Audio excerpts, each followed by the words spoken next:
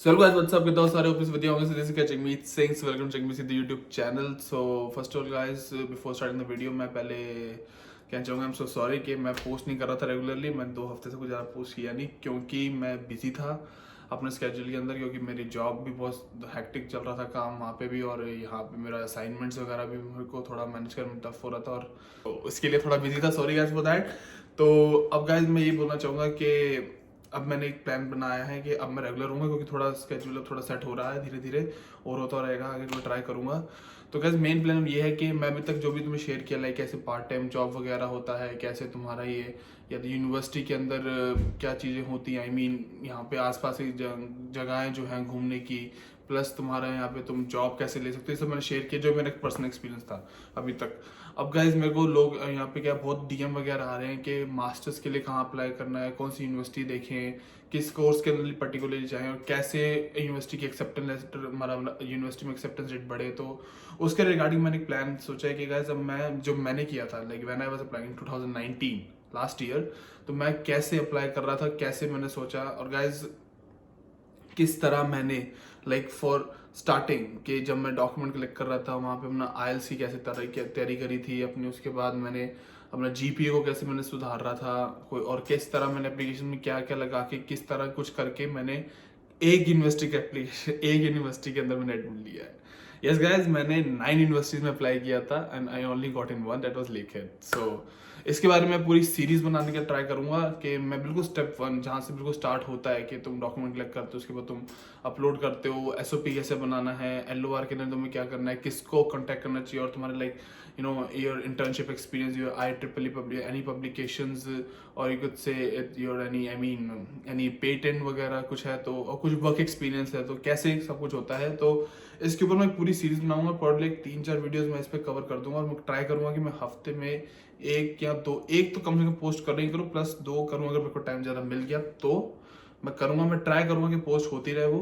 तो इसके रिगार्डिंग ही मैं बनाने जा रहा हूँ. तो गाइज मैं बताता हूँ कि सीरीज कैसे होंगी. तो पहली वीडियो होगी जिसके अंदर मैं बताऊँगा जीपीए रिक्वायरमेंट्स / आइल्स, लाइक कैसे सिस्टम होता है, क्योंकि वो स्टेप 1 उसी में आता है.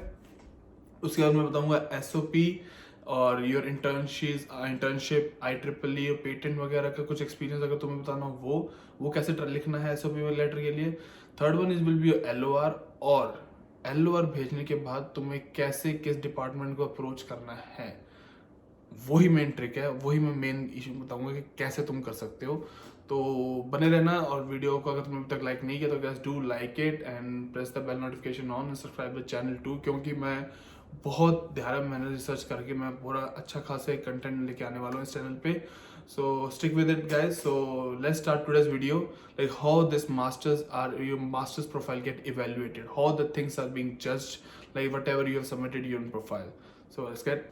सो guys main thing is that कि मास्टर्स के अंदर जो जब भी पहले अप्लाई करते हैं मास्टर्स के अंदर, तो बेसिकली हमारा मेन काम होता है कि हम पहले यूनिवर्सिटी को शॉर्टलिस्ट करें, और उससे भी पहले हमारा काम होता है कि हम किस फील्ड में मास्टर्स करना चाहते हैं. मैं तुम्हें पहले यही बोलूंगा कि मास्टर्स उसी फील्ड में करना जिस फील्ड के अंदर तुमने पहले पढ़ाई कर रखी है. For example if you have done electrical and communication engineering, then you can think of electrical computer engineering. यहाँ पे कम्युनिकेशन की इंजीनियरिंग पूरी डिफरेंट होती है. अगर तुम्हें कम्युनिकेशन में जाना है तो तुम्हारे 2 स्टेप बन जाते हैं. तुम कंप्यूटर में भी जा सकते हो, like electrical and computer engineering, और you can go for electrical and communication network engineering होती है. यहाँ पे रियासन यूनिवर्सिटी में है इसका 2 साल का कोर्स नेटवर्किंग का, और डलहौजी में भी है. So guys this is all this thing about के अपनी फील्ड के अंदर जो तुमने पहले पढ़ाई करी है उसी फील्ड में आगे करना चाहिए. अगर नहीं करना है उसके अंदर तो तुम्हें बहुत अच्छे स्ट्रॉन्ग पॉइंट्स बताने होंगे, वो मैं आगे की वीडियो में शेयर करूंगा. कि जब तुम फील्ड चेंज कर रहे होते हो तो तुम्हें वीजा के अंदर भी बहुत अच्छी तरह कन्विंस करना पड़ेगा, और अपने एसओपी जो तुम यूनिवर्सिटी को भेजो उसमें भी कन्विंस करना पड़ेगा, क्योंकि तुम्हें कुछ ना कुछ तो रिलेटेबल दिखाना होगा कि तुमने पहले कुछ इससे रिलेटेड किया हुआ है, इसलिए ही तुम आगे इसके अंदर और पढ़ाई करना चाह रहे हो.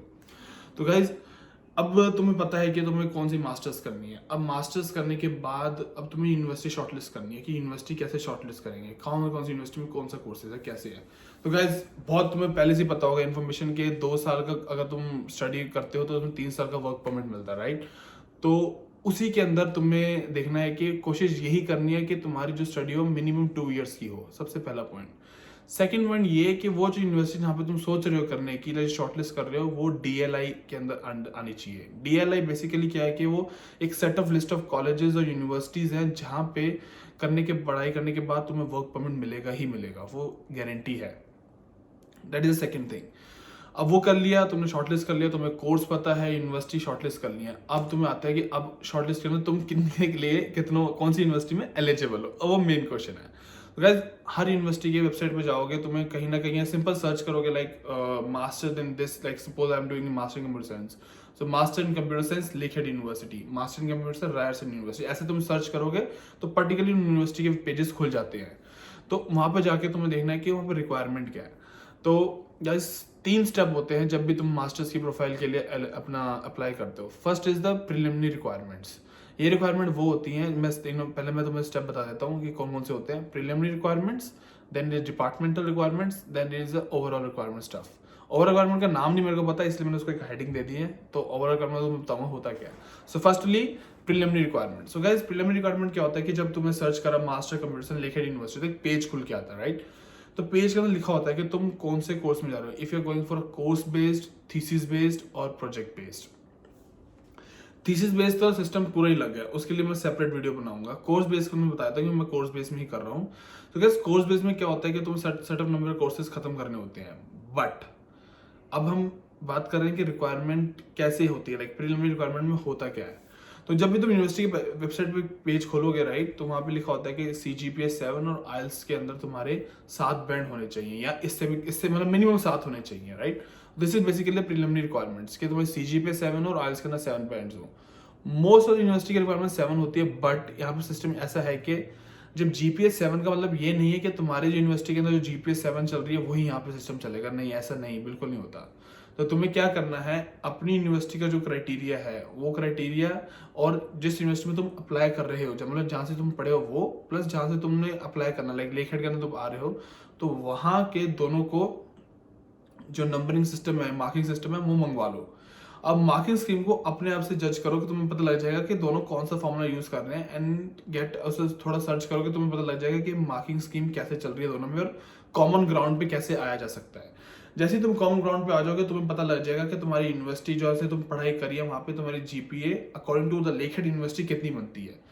वो अगर पास है, लाइक वो 7 से ऊपर होना चाहिए। सेकंड थिंग ये IELTS तो सबको ही पता है कि क्या सिस्टम होता है, रीडिंग, लिसनिंग, राइटिंग, स्पीकिंग। पहले जब मैं था तो मेरे वहां पे overall 7 and not less than 6 ये था रिक्वायरमेंट। और बट अब मैंने सुना है कि थोड़ा बढ़ गया है कि 6.5 minimum in each and overall 7। So do take care of that, क्योंकि मैं ये सिर्फ यूनिवर्सिटी की बात कर रहा हूँ।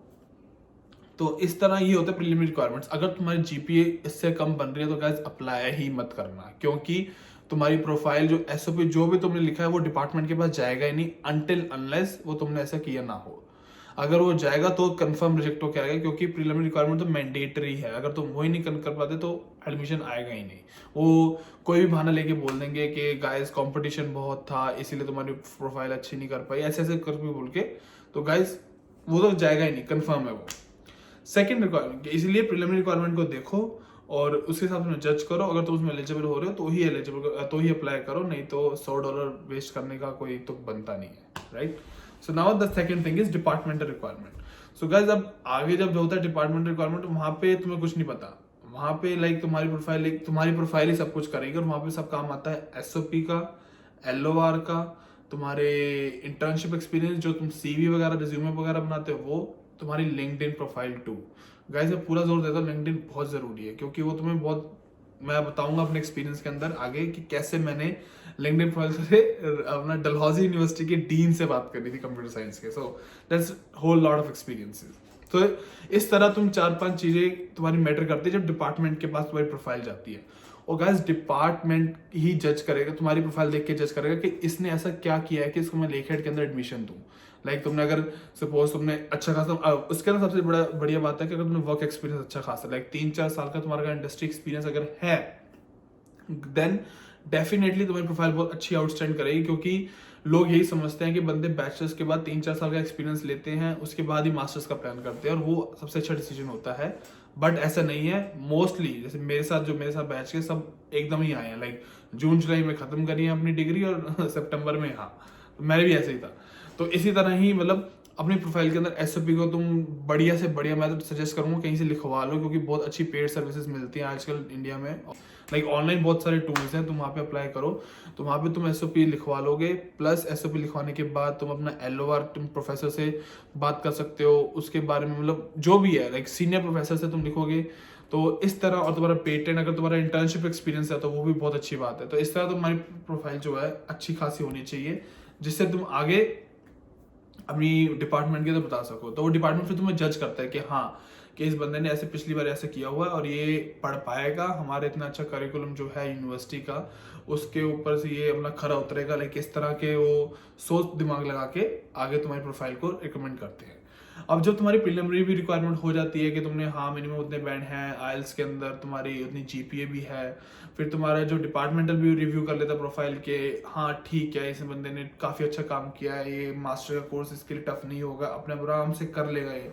तो ये करने के बाद तुम्हारा लास्ट आता है जो कि तुम कह सकते हो कि एक तरह से ओवरऑल रिक्वायरमेंट के ये बंदा कर भी लेगा, आई मीन कि ये बंदा अफोर्ड कर पाएगा, ये बंदा मेंटली कुछ ऐसा नहीं है कुछ पंगा कर दे, आई मीन एकदम बीच में छोड़ के चला जाए, क्योंकि उससे यूनिवर्सिटी की बदनामी भी होती है। अब मान लो 10 बंदे आए हैं, 10 बंदे पढ़ने आए जिसमें से 5 जने ये कह के छोड़ दे कि हाँ भाई यूनिवर्सिटी नहीं हो रही, यूनिवर्सिटी का कोर्स नहीं हो रहा हमसे, तो उसमें बंदे तो अपना पैसा बर्बाद तो कर गए, प्लस यूनिवर्सिटी की बदनामी अलग होती है। तो इसलिए वो अपनी अपनी उनको इमेज का भी ध्यान रखना है, तो इसलिए वो उन्हीं बच्चों को देखता है जिनको लगता है कि हाँ ये कर पाएंगे, कोर्स कराएंगे। तुम्हारे फाइनेंशियल को देखते हो कई बार कि तुम फीस अगर तुमने इतनी दे दी है, I mean you can afford this much of fees and also this all the scenario goes के एसओपी के अंदर तुमने और भी कितना अच्छा लिखा हुआ है, और एसओपी में तुमने कुछ ऐसा नहीं लिखा जिनको लगे कि यार ये यहाँ पे डगमगा जाएगा, ये बंदा नहीं यहाँ पे धोखा दे देगा यूनिवर्सिटी को, इस तरह कुछ। तो वो ट्रस्ट फैक्टर को जज करते हैं उसमें कि तुम कर पाओगे कि नहीं। जब वो भी हो जाता है फाइनल रिक्वायरमेंट, तो उसके बाद जाके तुम्हें फिर ऑफर लेटर आता है on the base of conditions कि आइल्स के अंदर है। और गाइस कई यूनिवर्सिटी में क्या है कि ना अपनी यूनिवर्सिटी जैसे तुम्हें ऑफर लेटर दे देंगी, कंडीशन ऑफर लेटर, इसमें मोस्टली कंडीशन क्या होती है, तुम्हारी आइल्स रिक्वायरमेंट प्लस ट्रांसक्रिप्ट वगैरह वो भेजो, क्योंकि अभी तुम्हें सब कुछ ऑनलाइन ही भेजा है, तुमने कोई अपलोड किया है। अब उनको फिजिकली भी चाहिए होती है चीजें कि हाँ ये बंदे ने सच बोला है जो भी इसने अपलोड किया था। तो क्या जीपे के लिए क्या है कि अगर तुम बाई चांस हमारा आइल्स का ना बैंड कम आते हैं, तो हर यूनिवर्सिटी में ना यहाँ पे इंग्लिश क्लासेस होती हैं, जिसके अंदर क्या होता है कि तुम्हें एक सेमेस्टर के लिए तुम्हें पढ़ने देंगे no doubt, but second semester के अंदर साथ साथ तुम्हारी इंग्लिश की क्लासेस चलेंगी, जिसके अंदर तुम्हें पर्टिकुलरली कुछ आइल्स के बैंड लेके आने होते हैं गाइज। और यहाँ पे आइल्स के बैंड लेके आना ज्यादा ईजी है एज कम्पेयर टू इंडिया, क्योंकि इंडिया चेकिंग टफ है। यहाँ के लोग ग्रामर वगैरह पे ध्यान नहीं देते, वहाँ के लोग ग्रामर पे ध्यान ही देते हैं, तो वो थोड़ा फर्क पड़ता है। इसलिए आइल्स अच्छी खासी यहाँ पे जब बाई चांस हमसे आइल्स नहीं हो रहा तो यहाँ पे आके इंग्लिश की क्लासेस ले सकते हो, जिसके अंदर तुम्हारे 6 महीने के अंदर चलता है, और वो पूरा तुम्हें आइल्स की मतलब एक तरह से आइल्स की कोचिंग होगी यहाँ पे तुम्हारी, और वो पेपर भी तुम खुद ही लेंगे, हो सकता है जिसने तुम्हें पढ़ाया वही पेपर ले रहा हो। सो इस तरह सिनेरियो चलता है। और दूसरी जो होते हैं तुम्हारे ट्रांसक्रिप्ट वगैरह भेजने का, वो तभी आता है कि जब तुम्हें फाइनल एडमिट दे देते हैं। कभी कभी होता है जैसे मेरे साथ भी हुआ था कि मैंने सिर्फ अपने 3rd ईयर तक की ही चीजें अपलोड करी थी, 4th ईयर वाली अपलोड करी ही नहीं थी चीजें मैंने। तो गाइस उसके लिए मैंने यूनिवर्सिटी को मेल करा, तो उन्होंने मेरे को बोला कि कोई बहुत बड़ी बात नहीं है, बहुत मोस्टली केसेस में ऐसे ही होता है। तो वो क्या करते हैं कंडीशनल ऑफर लेटर देते हैं और एक डेडलाइन दे देते हैं कि यहाँ तक तो हमारे को 4th ईयर की रिजल्ट चाहिए ही चाहिए।